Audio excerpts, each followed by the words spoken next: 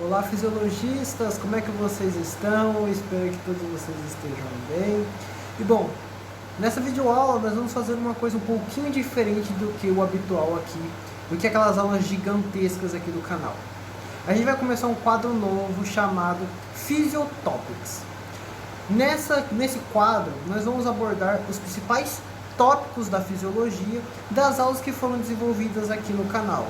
Então nós vamos fazer um resumo de cada capítulo, ok? Antes disso, é claro, como é de praxe, eu peço para vocês se inscreverem aqui no canal, que vai me ajudar demais. Eu quero te pedir mais uma coisa: compartilhe esse vídeo para uma pessoa.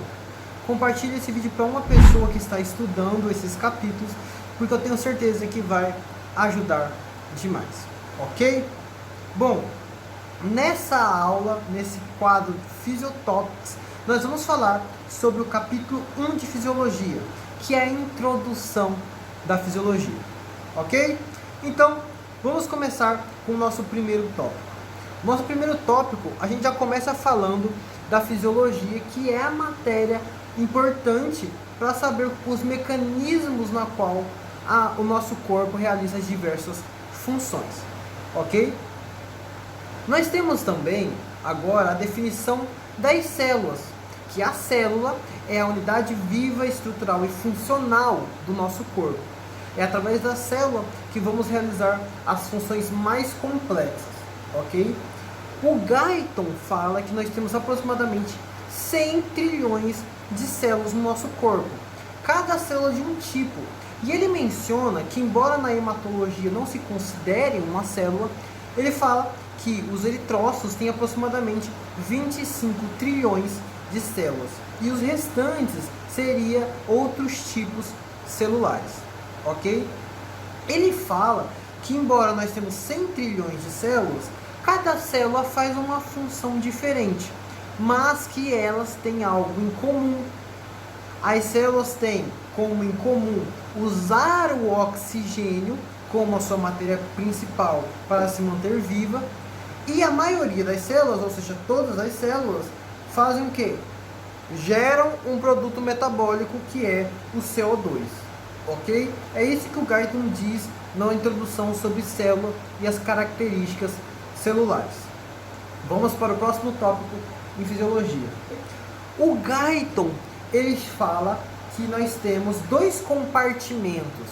Nós temos o líquido extracelular e o líquido intracelular. Ele diz que o líquido intracelular é o mais abundante. Ele fala que aproximadamente 2/3 do líquido se encontra dentro da célula, e que 1/3 desse líquido se encontra no líquido extracelular.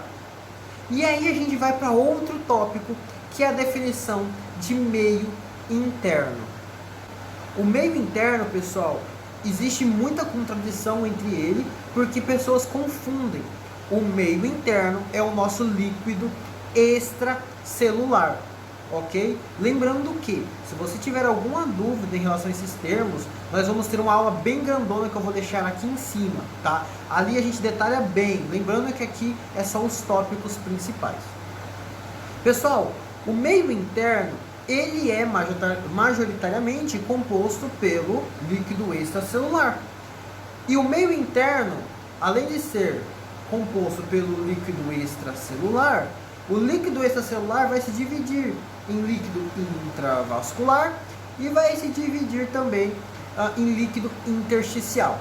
Então, não confunda, meio interno é o nosso líquido extracelular, e o nosso líquido extracelular é composto pelo líquido intersticial e pelo líquido intravascular, que se encontra nos nossos vasos, ok? Outro tópico que nós vamos abordar aqui é a diferença entre líquido intracelular e o líquido intracelular. O líquido extracelular, ele é composto por sódio, principalmente, por bicarbonato e por cloro. Além de que no líquido extracelular, os nossos nutrientes ali ficam circundando, que são o oxigênio, que principalmente é a glicose, que é os nossos aminoácidos e os ácidos graxos. Já o líquido intracelular, ele é composto principalmente pelo potássio, ok? Ele é composto pelo magnésio e pelo fosfato. Tranquilo, pessoal? Vamos para o próximo tópico dessa aula. Nós vamos falar agora de um tópico muito importante, que é a homeostasia. A homeostasia nada mais é do que significa que é o mantimento dos meios quase constantes do meio interno. Lembrando, para que o nosso corpo funcione bem e realize suas funções, a gente precisa que os nossos nutrientes estejam constantes. Então essa é a definição de homeostasia. E ele fala um tópico muito importante, que é sobre a regulação de certos íons. Que existem íons que devem ser muito bem regulados, tem pouca faixa de variação, como por exemplo o íon hidrogênio. Já existem outros íons, como por exemplo o sódio, que pode ter um pouquinho mais de variação. E essa variação, esse quase constante desse íon, é o que nós chamamos de homeostasia. Tranquilo? Vamos para o próximo tópico então. O próximo tópico, pessoal, é que os nossos nutrientes, a nossa glicose, o nosso oxigênio, os nossos aminoácidos, a nossa glicose, é transportada pelo nosso sistema circulatório, ok? E inclusive os produtos nitrogenados, os nossos produtos metabólicos. Lembrando que a troca desses nutrientes acontece na menor unidade do nosso vaso sanguíneo, que é o capilar. O capilar são estruturas muito pequenas que são compostas por vários poros. E é através desses poros que os nossos nutrientes saem de dentro da trama vascular e vai para o interstício. E dali entra em alguma célula. Tranquilo? E essas células, pessoal, poucas células estão longe desses capilares. Pouquíssimas células estão mais do que 50 micrônes de distância. Então, as células tendem a ficar muito pertinho dos capilares para que elas peguem todo o nutriente necessário. Tranquilo? Vamos para o nosso próximo tópico, pessoal. O nosso próximo tópico que o Guyton aborda é a origem desses nutrientes. De onde que eles vêm? Eles vêm principalmente o oxigênio do nosso sistema respiratório, através da nossa respiração, principalmente da inspiração, a gente inspira, e é nessa inspiração que a gente tem o nosso oxigênio no nosso corpo. Os nossos nutrientes, a glicose, o nosso sódio, o nosso aminoácido, as nossas gorduras, vêm do aparato digestivo, que através da nossa alimentação, nós temos o processo de absorção. E através do processo de absorção realizado pelo trato gastrointestinal, que nós temos esses nutrientes principalmente. O Guyton considera também que o sistema locomotor faz parte desse processo de captação dos nutrientes. Claro, sem o nosso sistema locomotor, a gente não conseguiria, primitivamente falando, atrás da nossa alimentação, ok? O próximo tópico, pessoal, nós vamos falar de como o nosso corpo elimina esses restos metabólicos. Assim como nós adquirimos o oxigênio, a nossa célula pega esse oxigênio, realiza suas funções e, em troca, joga CO2 para nosso sangue. Esse CO2 é expulso do nosso sistema respiratório, né, através da expiração. Ok? Algumas substâncias também são excretadas, ou seja, são jogadas, são descartadas do nosso corpo através do sistema renal. Então, por exemplo, como a creatinina, a ureia, o ácido úrico, todos esses metabolitos que são ruins, o nosso rim acaba excretando também. Outro sistema que faz parte do sistema excretor, que elimina substâncias indesejadas, é o nosso sistema gastrointestinal, o nosso trato gastrointestinal. É ele que algumas substâncias ali que já não conseguem mais ser absorvidas são excretadas no nosso corpo através das fezes. Alguns outros metabolitos são excretados também, primeiro são depurados ali pelo fígado. Então hormônios, medicamentos O fígado processa, retira o princípio ativo que for usar e o restante aí joga através da bilis. A bilis ali cai no trato gastrointestinal e aí é jogado fora através das fezes. O próximo tópico, pessoal, dessa aula, a gente vai falar sobre sistemas de controle. E é claro, tudo isso que nós estamos falando de absorção, de excreção, a gente precisa de um controlador. Nós estamos falando principalmente do sistema nervoso, que ele é composto da sua porção aferente, que é aquela porção que recebe a informação do meio exterior, do nosso meio que nos circunda, e essa aferência é integrada no nosso sistema nervoso central. Isso é chamado de porção integradora. Ela pega essa informação e julga se necessário e faz uma resposta, que é a nossa via eferente. Então, nosso sistema nervoso central é o principal meio na qual o nosso corpo integra as informações. A gente tem também o sistema hormonal. Principalmente o sistema hormonal rege aqueles íons que nós falamos que tem estreita relação. A gente está falando da aldosterona, da calcitonina, do paratormônio, que são todos esses hormônios que ajudam na reabsorção, ajudam na regulação dessas substâncias, desses íons, e é esses hormônios que fazem com que temos uma função extraordinariamente perfeita, ok? Então a gente está falando dos sistemas de controle, o sistema nervoso central e também o sistema hormonal, que ajuda o nosso corpo a realizar as suas funções. O próximo tópico dessa aula, pessoal, os sistemas de proteção do nosso corpo. Nós estamos falando principalmente do sistema imunitário, na qual nós temos a ajuda das nossas células brancas, né, nos nossos leucócitos, que é composto por neutrófilo, eosinófilo, linfócito, basófilo, macrófago, e se eu não estou esquecendo de nenhum, é tudo isso que eu falei mesmo, que é essas células de defesa que ajudam o nosso corpo, né, a proteger de substâncias invasoras. Então, o que mais a gente está falando aqui atualmente, o Covid, por exemplo. Nosso sistema imunitário ajuda a proteger contra o Covid, contra a Covid-19.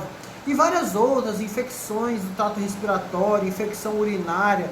Todas essas, nós temos a função do nosso sistema imunitário de nos proteger.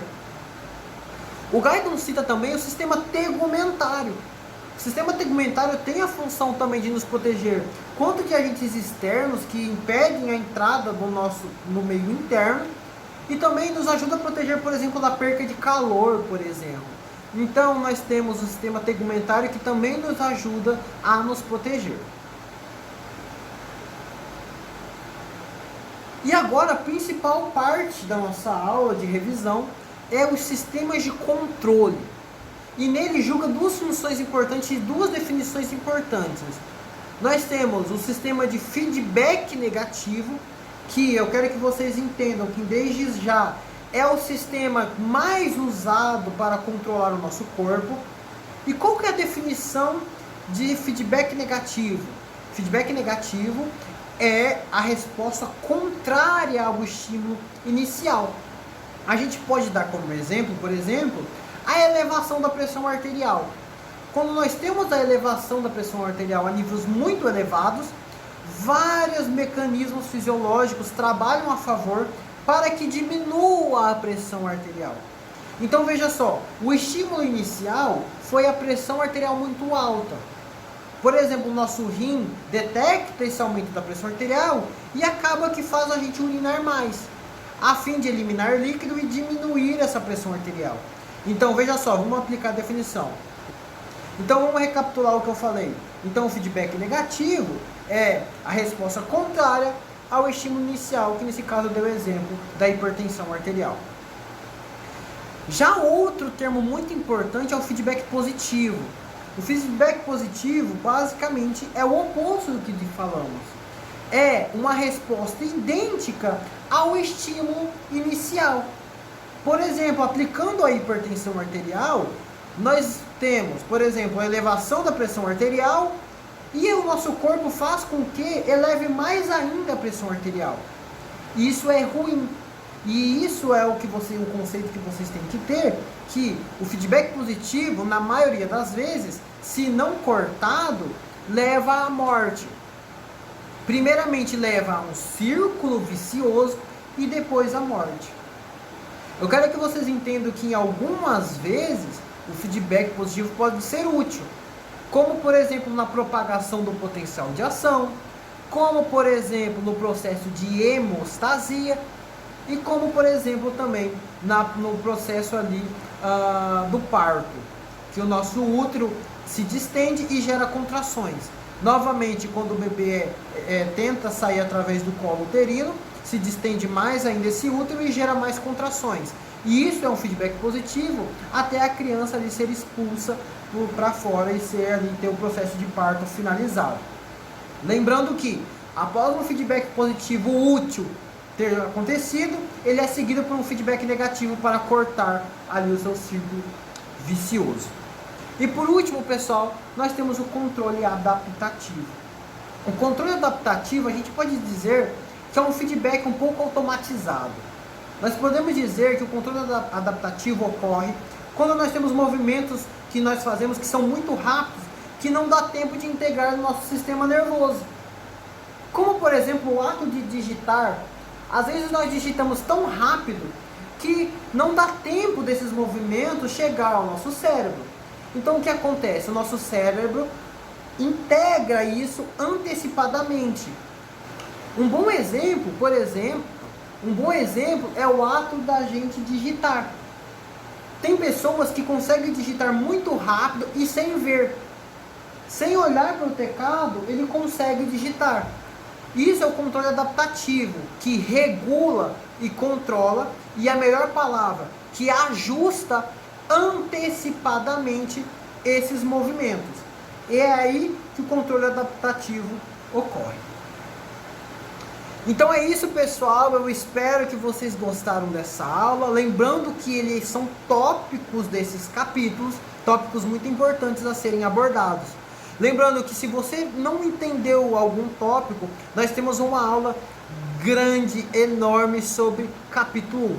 Então vai lá desfrutar, caso você não entendeu algum termo. Lembrando, eu peço para vocês se inscreverem no canal, compartilhar esse vídeo, e se restou alguma dúvida, tá aqui nos comentários para vocês escreverem, e que em breve eu vou estar respondendo se haver dúvidas. Ok? Pessoal, fique com Deus e até a próxima.